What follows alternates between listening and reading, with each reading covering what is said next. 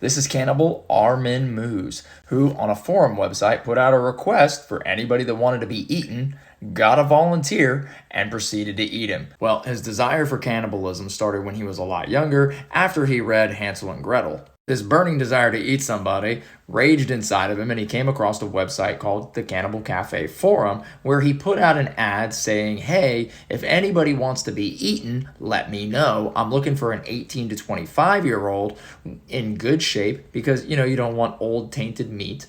To many of us normal people out there, that might seem crazy, but surprisingly, he got a lot of action on that ad. Nobody really followed through except for this guy here. Now, he was a 43-year-old, wasn't his top choice, but it was his only choice of somebody that was going to follow through. So in March of 2001, they met up. Now, here's where things get kind of weird.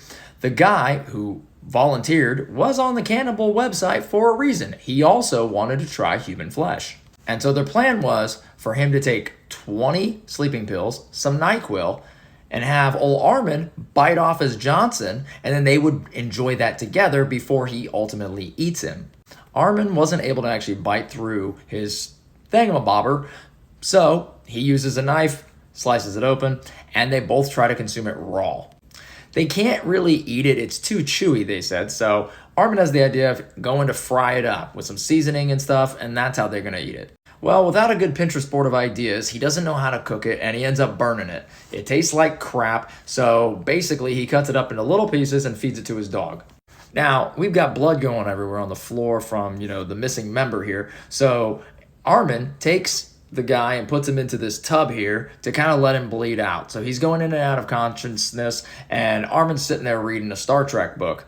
After a little bit of time, though, he gets a little impatient. He's hungry, so he goes up, gets him right in the neck, and then hangs him up by a meat hook. So over the next 10 months, he begins consuming him, obviously putting him in the freezer. You don't want the meat to spoil. And after going through about 44 pounds of him, he's starting to get low on meat. So he puts another ad out there. I mean, it worked the first time. Jesus God, this is grossing me out.